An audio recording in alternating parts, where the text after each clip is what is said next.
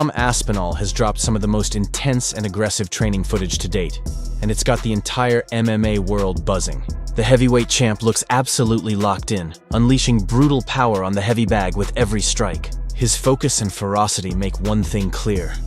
He's not just preparing to win, he's out to send a message to Ciryl Gane. Aspinall, the guy who just won the interim title. He's phenomenal. And he is, again, the next advancement of the evolution of the sport. How so? Well, because he can do everything. That guy's got elite jiu-jitsu. He's got elite takedowns. His striking is outstanding.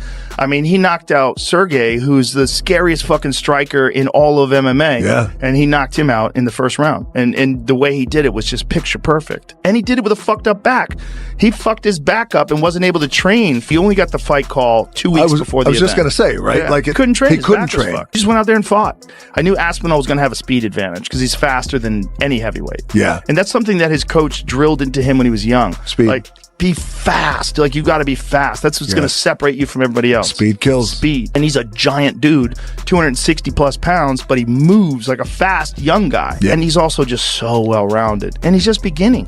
Yeah. I mean, that was really the first big test. For Tom Aspinall, you said you don't really care about the belts. You really want to prove you're the best. Is there any other fighter in the heavyweight division that you feel you need to beat to prove that you are the best, other than Ciryl Gane?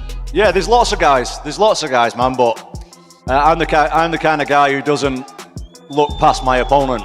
I'm very, very serious about this fight. I've been training for the last year without a break. I've had absolutely no breaks. I'm much better now than I was in my last fight, and I want to show that. But as far as other heavyweights and stuff, right now that doesn't really interest me. Jon Jones is retired, so I don't really have much to say on that, to be honest. So I'm fighting this guy, and this guy's really good, so I'll be as ready as I can be. We finally got Tom Aspinall, Ciryl Gane. Chill, we've been screaming about this Tom Aspinall, Ciryl Gane for a long time. UFC 321, Tom minus 325, Gane plus 260. We finally got the fight, but the world doesn't seem to believe, Chael, that it's a close fight. And I don't really agree with that line.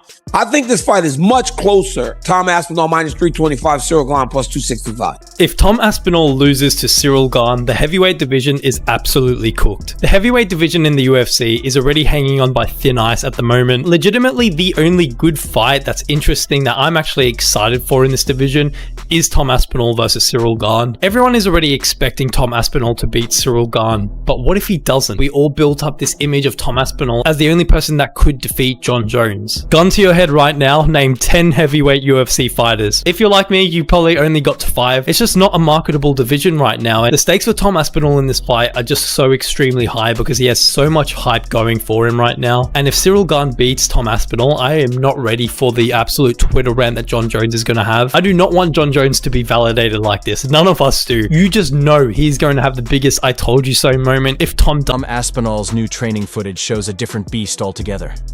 Every punch echoes through the gym like thunder, carrying months of frustration after endless delays and Jon Jones drama. The usually calm heavyweight champ now looks sharper, faster, and more explosive than ever, unleashing controlled chaos with every strike. Focused, angry, and unstoppable, Aspinall is ready to prove why he's the true future of the heavyweight division.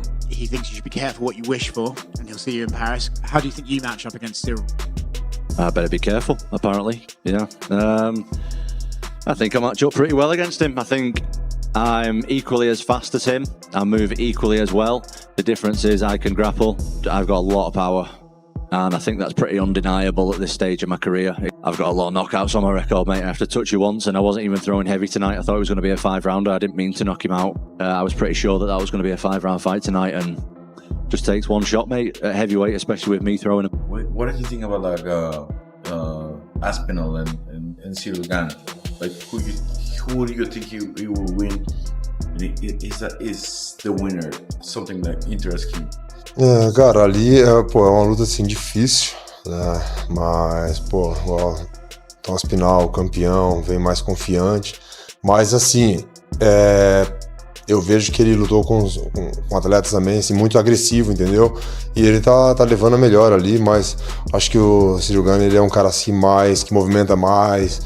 É um cara que não gosta de se expor, entendeu? Um pouco ali de medo e tal. Então, quando você tem um certo medo, um receio, você acaba não tomando muitos golpes. Então, a gente vai ver. Vamos ver, porque de repente ele pode frustrar um pouco, né? O Tom Aspinall ali, de passa ali primeiro, segundo, terceiro round, vai levando pro final. A gente não sabe como que ele vai se comportar também. It's a tough fight, you know. Tom is a complete fighter, but I do feel like he's fought a lot of aggressive guys, and I think Gane is a guy who's going to do a lot of movement. He's going to be a little more cautious and you know, just moving around a lot. It might frustrate Tom, you know. So first, second, third round, maybe Tom can't find Ciryl Gane, so I think it's going to be a different fight. We'll see. Você acha que sua carreira vai terminar no semi-completo ou completo? Bom, de verdade não dá para responder isso, né? Eu gostaria, né, de futuramente, né, porque meu peso vai subindo, né, então não sei quanto tempo eu consigo fazer isso, 38 anos, não sei. Vou fazendo do jeito que eu tô fazendo, dando um passo de cada vez e a gente vai vendo o que acontece. Would you like to finish your career light heavyweight or heavyweight? I really don't know. We'll have to see. You know, obviously my body gets heavier. I don't know how long I can cut to 205. So we're just going to have to see and take it. Tom Aspinall's coaches say they've never seen him train this hard before. He's preparing for every situation, fully aware of Ciryl Gane's elite striking, movement, and timing. What makes Aspinall truly dangerous, though, is how he's blended sharp technique with raw, unpredictable power. He's a heavyweight who moves like a middleweight, closing distance in an instant, and throwing combinations no one his size should be able to deliver. Jon Jones. He thinks he'll beat Jon Jones. Yes, he does. I love that. And a young, aggressive, talented heavyweight. He actually wants to fight all the best. The problem in this business is you have guys that say a lot of things publicly, but behind the curtains don't mean it. Tom Aspinall is not that guy. Tom Aspinall wants to fight all the best in the world. Tom Aspinall is the undisputed heavyweight champion of the world. What's the first step for him? You give him the one contender, Ciryl Gane. Ciryl Gane is somebody that's a big heavyweight, that's very agile. I don't think Tom Aspinall gets rid of him right away like he has with other people. And I think that'll be a big indication if Jon Jones wants to come back and reclaim that bout once again. I think you're absolutely right. Fight that makes sense. Tom Aspinall, Ciryl Gane. Let's make that happen. Ciryl Gane is, people forget how fantastic he is. A guy that can kind of float around the octagon, touch you, kick you, hit you with elbow. He's just a complete game. But man, Tom's movement, his boxing, speed, and his power, it's very, very different. A guy named Tom Aspinall, who every time I speak to him, he talks about you being his inspiration, you being his favorite fighter, you being the guy he wants to be like. He looks up to you with the utmost respect. I mean, I was just talking to him about you and he adores you. He's in a tough spot right now. I don't know how much you follow, but he's waiting for Jon Jones. Does he move on? He feels like his career is being halted by one man. What advice, if any, would you give to Tom Aspinall, who I think is very frustrated right now because he thinks he's the best, but there's a guy holding him up? I think Tommy needs to focus on the next task. I remember when I lost to Matsera, I was making the mistake of trying to focus on Matsera to get my revenge immediately. But I had a few other fights lined up before to get to that.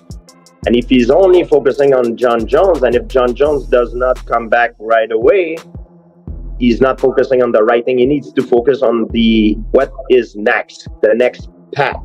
Because the rest, it's a distraction, you know, and things that needs to be done will be done. You know, I don't know what Jon will do, but as a fan, I would love to see this fight. I mean, because in terms of legacy and accomplishment, Jon Jones is the best. You know what I mean?